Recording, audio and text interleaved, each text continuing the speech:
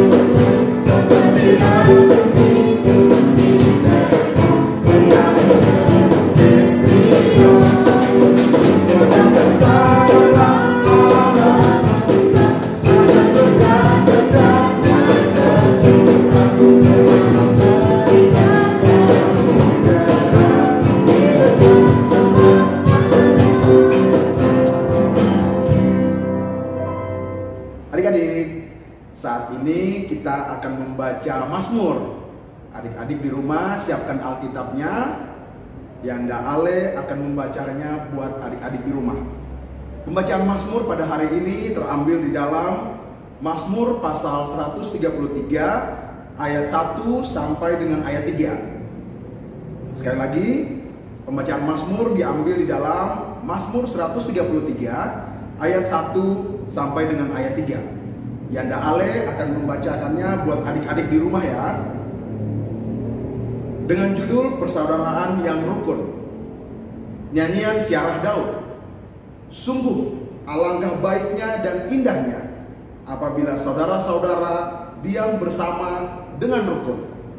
Seperti minyak yang baik di atas kepala meleleh ke janggut, yang meleleh ke janggut Harun dan ke leher jubahnya, seperti embun gunung Hermon yang turun ke atas gunung-gunung Sion, sebab kesanalah Tuhan memerintahkan berkat, kehidupan untuk selama-lamanya. Demikianlah pembacaan Mazmur. Adik-adik, sebelum menyambut firman Tuhan, ada baiknya kita menyanyikan satu buah lagu, yaitu Kasih Yesus Manis dan Indah.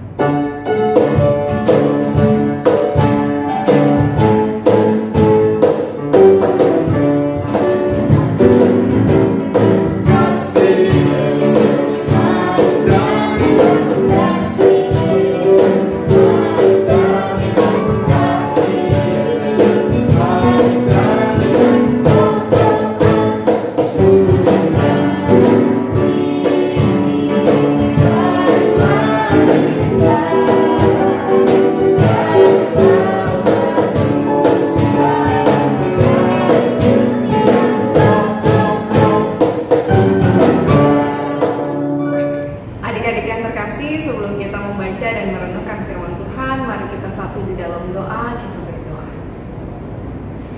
Tuhan Yesus Kristus, kembali kami menghadap hadirat Tuhan yang Maha Kudus. Kami bersyukur ya Tuhan, karena Tuhan begitu baik dalam kehidupan kami.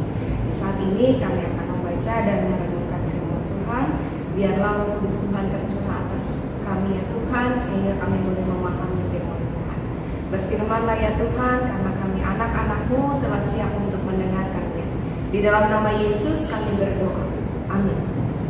Adik-adik terkasih, bacaan kita hari ini terambil dari surat Paulus kepada jemaat di Efesus, pasalnya yang ketiga, ayat yang pertama sampai dengan ayat yang ke-6, yang menyatakan, "Itulah sebabnya aku ini, Paulus, orang yang dipenjarakan karena Kristus Yesus, untuk kamu orang-orang yang tidak mengenal Allah.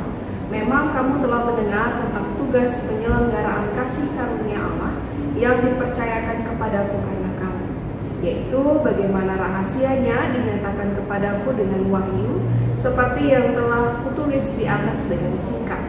Apabila kamu membacanya, kamu dapat mengetahui daripadanya pengertianku akan rahasia Kristus, yang pada zaman angkatan-angkatan dahulu tidak diberitakan kepada anak-anak manusia, tetapi yang sekarang dinyatakan di dalam Roh kepada rasul-rasul dan nabi-nabinya yang kudus, yaitu bahwa orang-orang bukan Yahudi karena berita Injil turut menjadi ahli-ahli waris dan anggota-anggota tubuh dan peserta dalam janji yang diberikan dalam Kristus Yesus."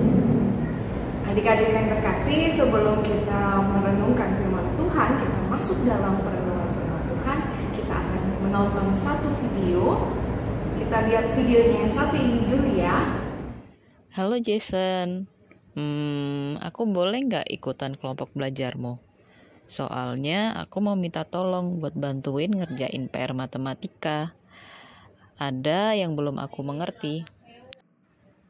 Nggak boleh.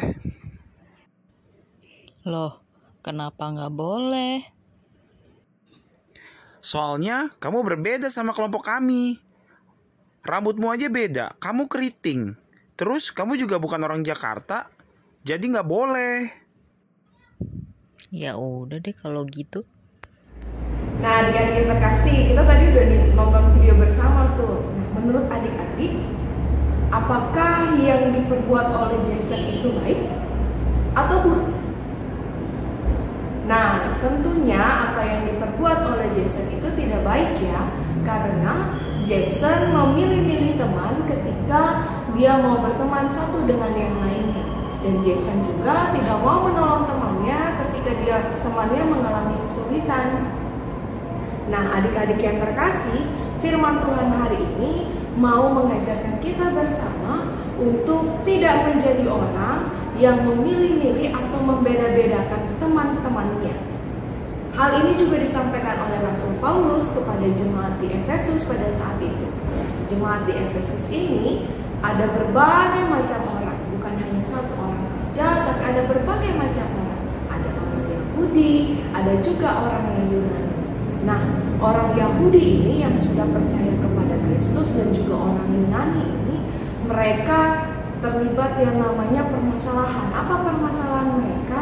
Karena orang Yahudi sering sekali merasa bahwa dirinya adalah orang yang paling benar di hadapan Tuhan, dan hanya orang Yahudi lah yang bisa menerima keselamatan dari Yesus. Orang Yahudi juga tidak mau bermain dengan orang-orang yang bukan Yahudi. Mereka membenci orang yang bukan Yahudi, mereka menolaknya, mereka tidak mau berteman dengan orang-orang yang bukan Yahudi. Sehingga Rasul Paulus menegur orang-orang ini melalui suratnya. Rasul Paulus katakan bahwa setiap orang yang sudah menerima Injil, yang sudah menerima Yesus Kristus dalam hidupnya, maka akan menerima keselamatan dari Yesus. Inilah pesan yang disampaikan oleh Paulus kepada jemaat di Efesus, khususnya kepada orang-orang Yahudi. Nah, adik-adik yang terkasih, Tuhan Yesus juga tidak pernah membeda-bedakan satu dengan yang lainnya. Tuhan Yesus mengasihi semua orang yang mau menerima Tuhan Yesus dengan segenap hatinya. Tuhan tidak pernah membeda-bedakan ketika Dia memberikan keselamatan kepada anak-anaknya. Demikian juga kita begitu sebagai anak-anak Tuhan pada saat ini, kita tidak boleh membeda-bedakan orang oleh karena orang itu mempunyai warna kulit yang berbeda dengan kita, atau orang itu berasal dari budaya yang berbeda. Kita tidak boleh memilih-milih teman ya adik-adik.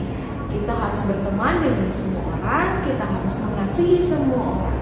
Ketika orang itu mengalami sebuah kesulitan, ada permasalahan, maka kita juga perlu menolong mereka.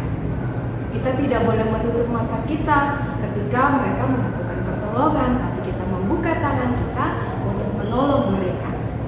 Kita tinggal di Indonesia saat ini dengan beragam budaya, dengan banyak sekali suku-suku, perbedaan-perbedaan yang ada. Pasti adik-adik juga memiliki teman-teman yang berbeda dengan adik-adik.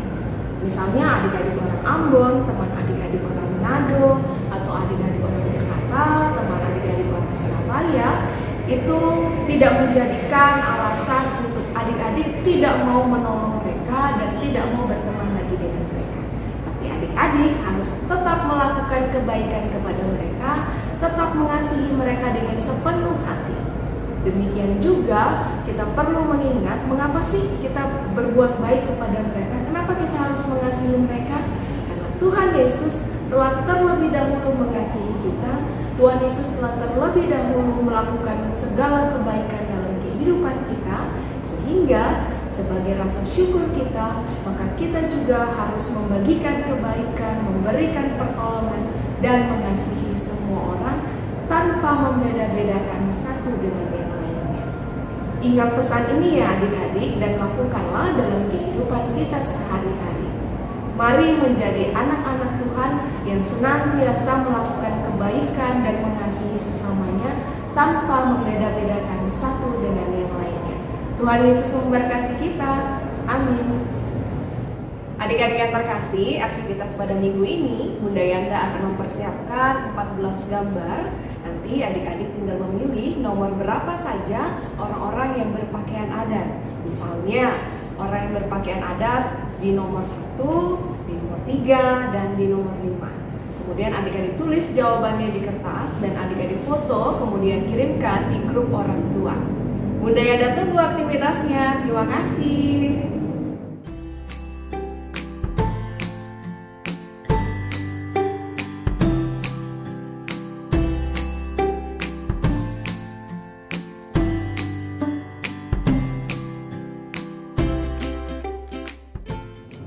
Ya adik-adik, setelah kita mendengarkan firman Tuhan yang telah dibawakan Bunda Vikaris, mari kita naikkan pujian bermacam-macam. Pemusik.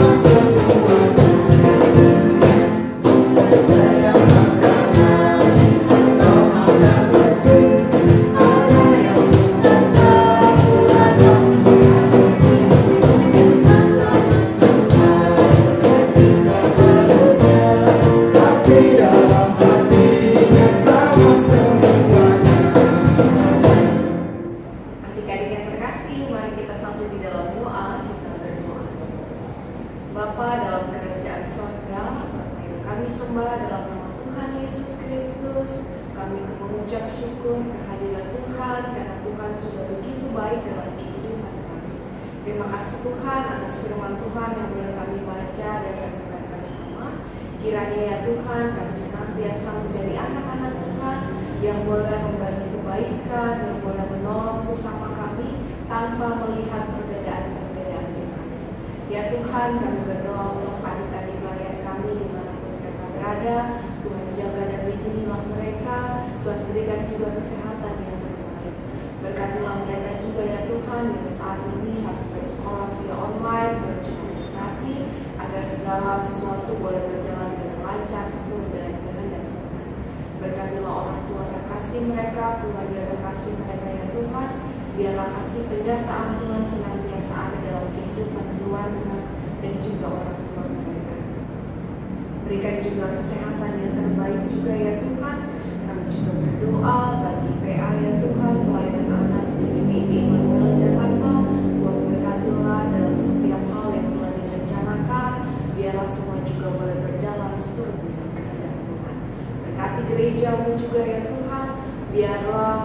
gerejamu tetap boleh membagikan berkat bagi setiap orang yang percaya, tetap melakukan pelayanan meskipun dari media online ya Tuhan. Ya Tuhan Yesus, kami juga berdoa untuk bangsa dan negara kami, bangsa Indonesia, berkati pemerintahan kami dari pusat hingga ke daerah. Biarlah Tuhan curahkan hikmat kepada mereka, sehingga mereka boleh memimpin bangsa dan negara ini dengan baik.